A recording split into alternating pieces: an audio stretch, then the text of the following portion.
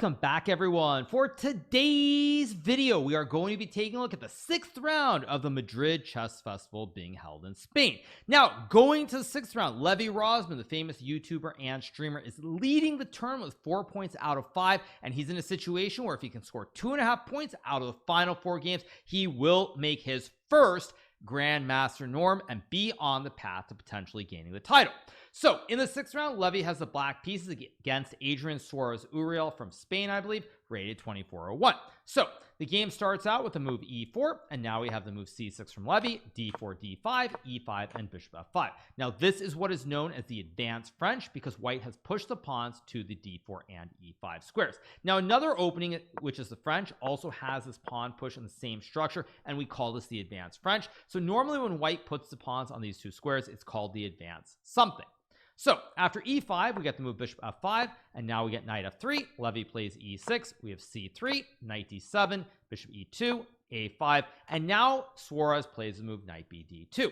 Now up to this point, Suarez is moving instantly, which is kind of interesting because a5 is definitely a move that's a little bit off the beaten path. Normally black tries to play for h6, g5, and knight e7, or something along the lines of knight e7, bishop g6, knight f5 with bishop e7 and castles. So Levy plays a5, and Suarez immediately plays the move knight bd2.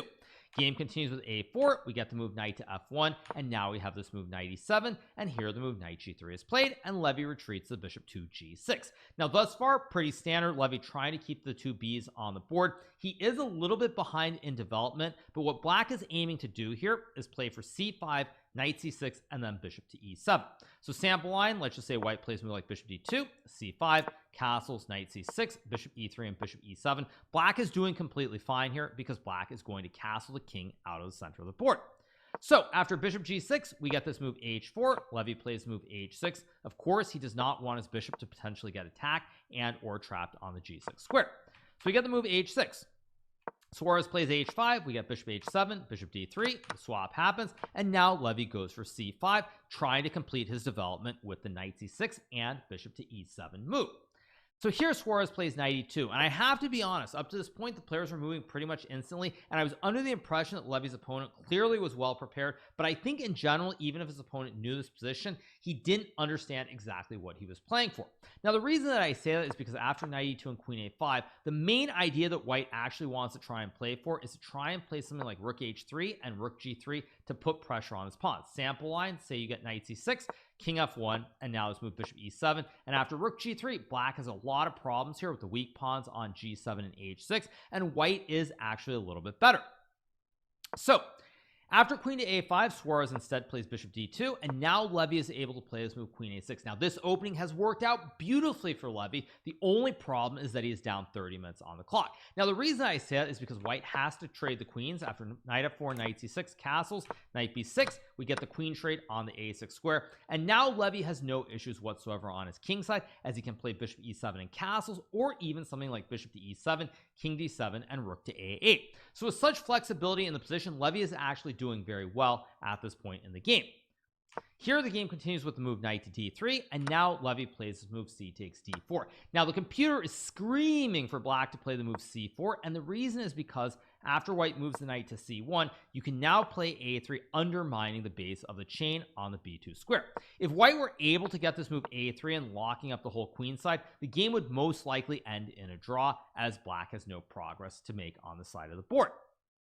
But after knight c1 and a3, let's say b3 takes here, Levy probably was worried about pawn takes pawn, but after bishop e7, rook to a2, computer shows this fascinating retreat, or maneuver I should say, with knight a8, intending to go to c7 and b5, pressuring the pawns on c3 and d4.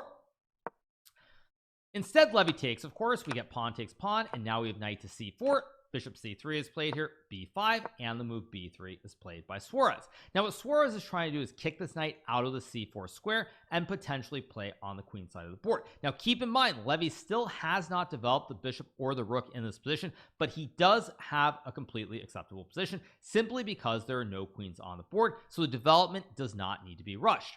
So after b3, we get knight to a3. Suarez plays b4. We get knight back to c4. And now black has a nice bastion with the knight fixed on the c4 square and potential weaknesses to attack on b4 and d4 with the other horse.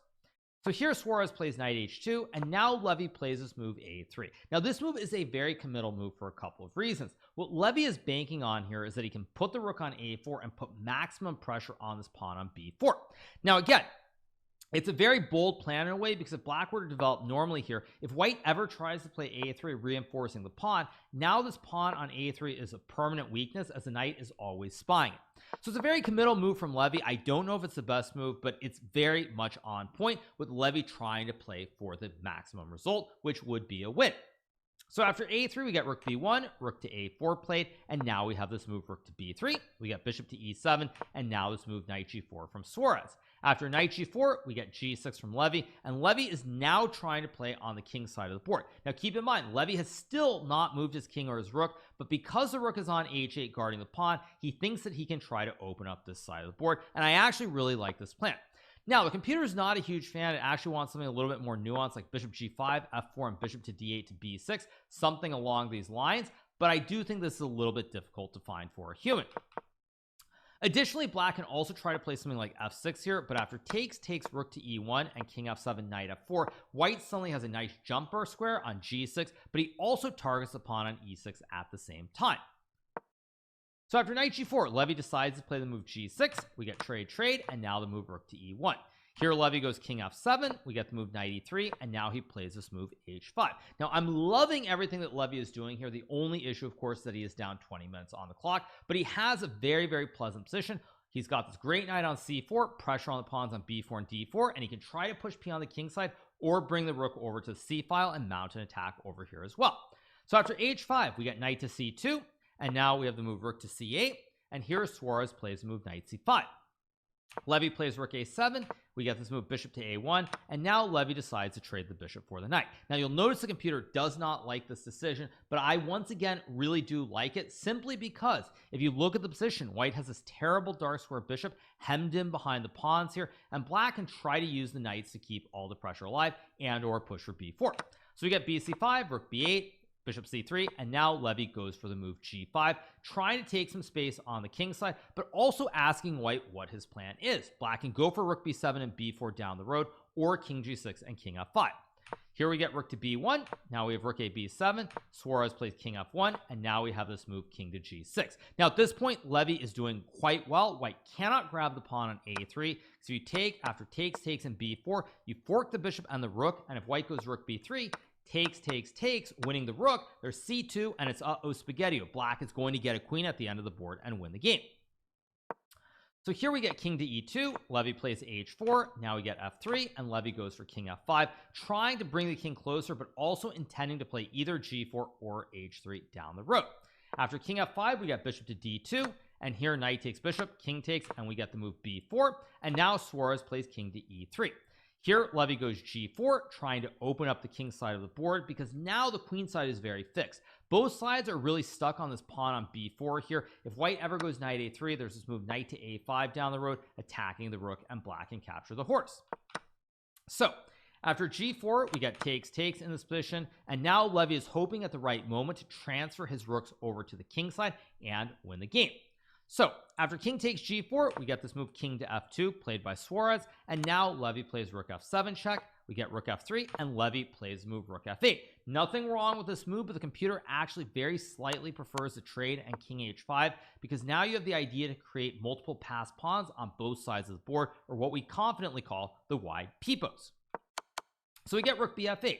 Suarez plays rook takes rook, we get rook takes rook, and now we have the move king g1 played in the position, and now Levy plays move h3. Now very easy looking at the bar to think, oh, what a blunder, Levy's so bad at chess. Very easy to think that, but in this position the best move is apparently a strange looking move king g5, and I don't even understand why. I guess it's because of rook b3, rook f4, rook d3, rook e4 is good, but that makes me wonder if you go rook f4 right away, then there's knight b4, knight d4, and it's still very, very complex. At any rate, I don't really understand the nuances, but apparently king g5 is better, whereas after h3 here, black is still maintaining the advantage, and I really like that, but you're getting rid of this pawn on the king side. Now one of the maxims in chess, which I think I've mentioned a few times, is that generally speaking, if your opponent has one weakness, you can win the game, but if your opponent has multiple weaknesses, especially on both sides of the board, the chances of winning become much better, because it's very hard to defend multiple places on the board. Alas, we get h3, pawn takes pawn, king takes, and now rook b3 is played, and Levy goes king g4. Here Suarez plays king g2, we get rook to b7, and now we have the move rook f3, which is a fairly serious mistake. I'm not sure if white thought that b3 was not a playable move or what exactly was going on, but probably the best line is to go check, king f4, and rook to probably rook f3, check, king here, check, and just keep checking the king away. And then inevitably, when the king goes back to, say, let's just say f8, for example, now you can go rook back to b3, and both sides are kind of stuck here. Black can't really move the knight or the rook, and white's knight and rook target the pawns on the queen side. So after rook b7, we get the move rook to f3 played, and now Levy goes for glory by sacking the pawn with b3. After rook g3, we get king f4, check, king g5, check, king h5, check, king g5, check, king h6, check, king g6, check, king f7, and now pawn takes pawn. Now I'm very confused again why white played this in the first place when he could have simply checked the king and then put the rook on b3 without allowing the pawn sack, but maybe he saw something or he thought that this pawn was simply not very dangerous. But now Levy goes a2, and with the pawn one square from queening, this position becomes extremely serious immediately. So we get the move rook to d3, Levy plays knight b4, rook f3, king g7, and now we have the move knight to a1 being played.